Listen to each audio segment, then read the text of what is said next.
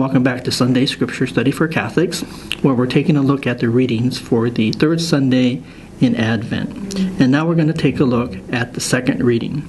And the second reading is going to be from James chapter 5, verses 7 through 10.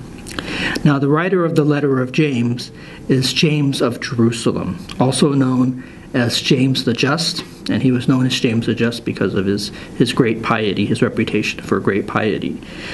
James was the first bishop of Jerusalem and was martyred around the year AD 62.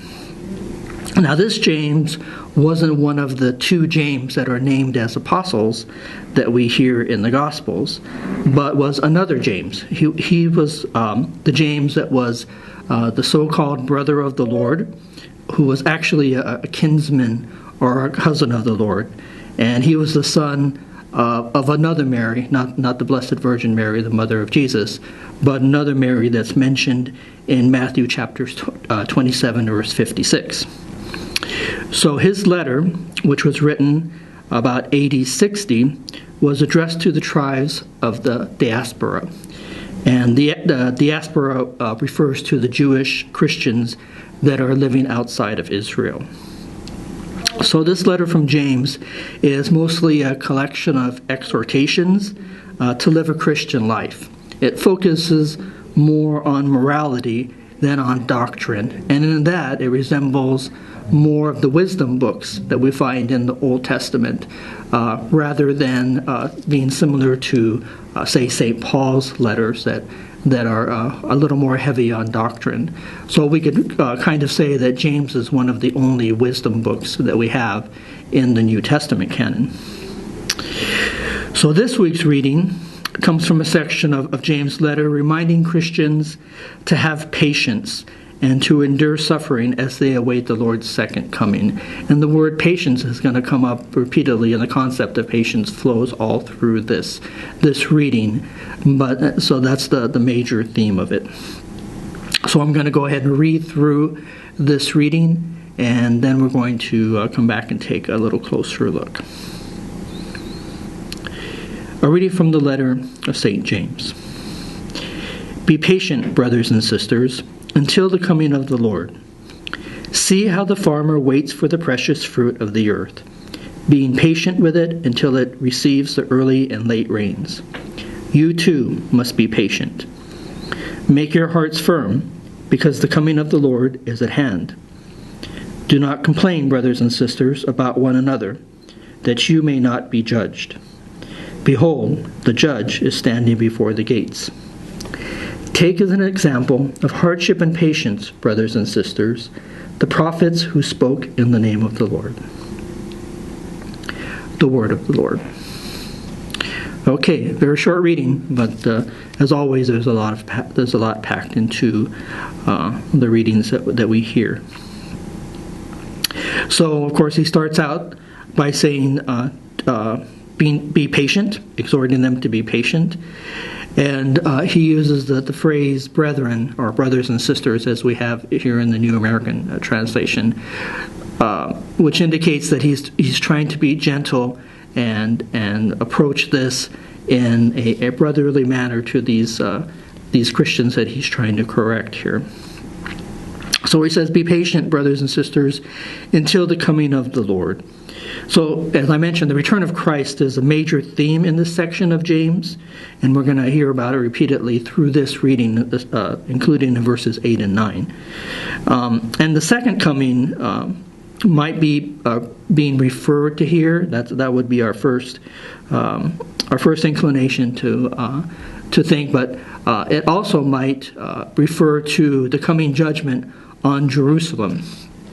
Because if this letter was written about AD 62, that was only about 7 or 8 years before the destruction of Jerusalem, and the Christian community at that time might have already been anticipating this, and that was seen as a form of judgment on the people, on the disbelief of the people of Jerusalem at that time. And this concept is reinforced if we look at verse 9, where he says that the Lord is standing at the gates. So he goes on to make a comparison here, or make an analogy. He says, See how the farmer waits for the precious fruit of the earth, being patient with it until it receives the early and the late rains. And the fall and winter rains in Israel made possible the abundant harvest in that area, especially in the spring where they would have the grain harvest, and in the winter where they would have the abundant harvest of olives and grapes being produced by these rains. We hear something similar in the Old Testament. In the book of Deuteronomy, chapter 11, verse 14, Moses is telling the Israelites how God will bless them in this promised land that they're going to.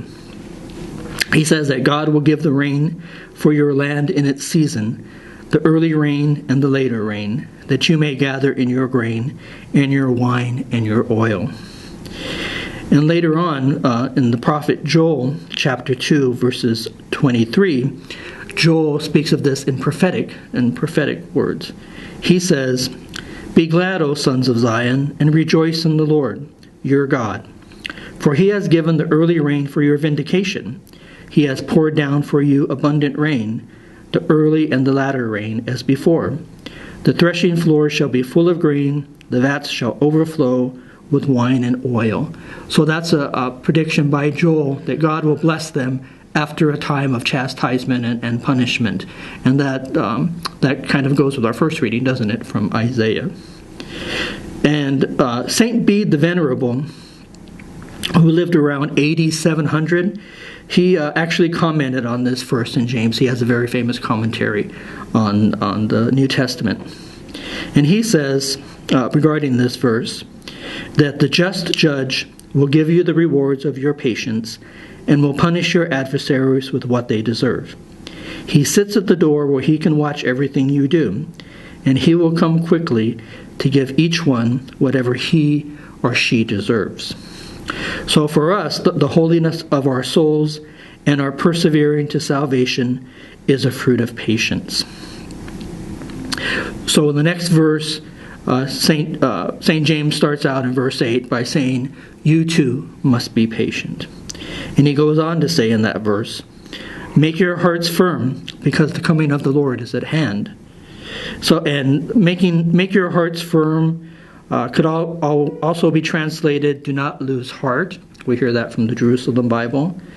It also could mean establish your heart, which we hear in the RSV translation, or strengthen your heart, which is the way the Douay-Rheims renders it.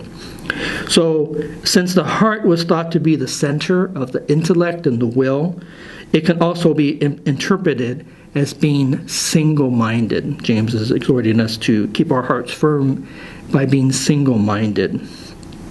So he's telling them to not lose heart and stay focused, and he says this because the coming of the Lord is at hand. He goes on in verse 9 to say, "Do not complain, brothers and sisters, about one another, that you may not be judged." So the RSV renders "do not complain" as "stop grumbling." And this might be a reference to Job, who St. James is going to mention in the verses following our reading, that the fact that Job did not complain during the time of his sufferings that were allowed to happen to him by God.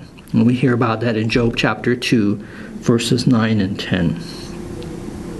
And again, he says, "Behold, the judge is standing before the gates."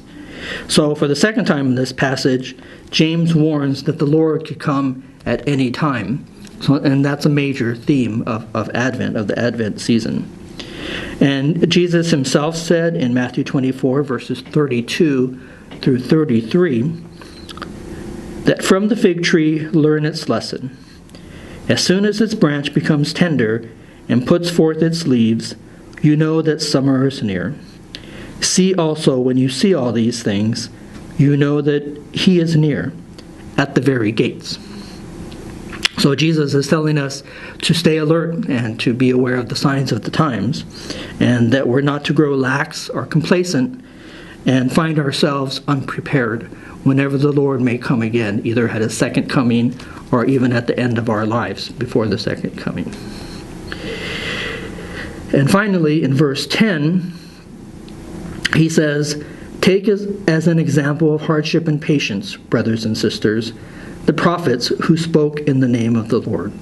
So the suffering of the prophets was very well known in the Old Testament. And as I mentioned, in the verses immediately following our reading, he's going to hold up the example of Job from the Old Testament. And we also know that both Isaiah, who we heard about in our first reading, and John the Baptist, who we'll hear about in the Gospel, suffered and died without seeing the fulfillment of their message. And matter of fact, James, the writer of this letter, by tradition was also martyred in Jerusalem.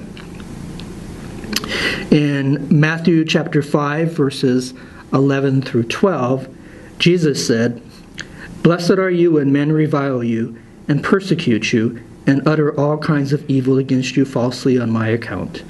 Rejoice and be glad, for your reward is great in heaven, for so men persecuted the prophets who were before you." And St. Bede, in his commentary, which we mentioned before, he says, "James tells us to look to the prophets, who never did anything wrong and who spoke the words of God's Spirit to the people, but who nevertheless suffered a terrible end at the hands of unbelievers.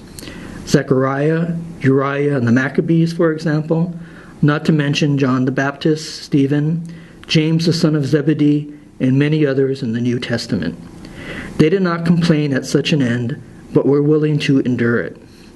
Others put up with long labors without complaining.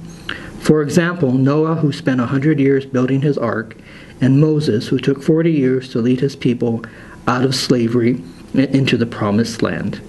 And there's also a famous passage which you might want to look up, which talks about this great assembly of martyrs and saints from the book of Hebrews. Book of Hebrews, chapter 11, 32 through 40, in which the writer of the Hebrews talks about this kind of hall of fame of martyrs that suffered for the faith and didn't see the outcome of their faith, but instead trusted in God.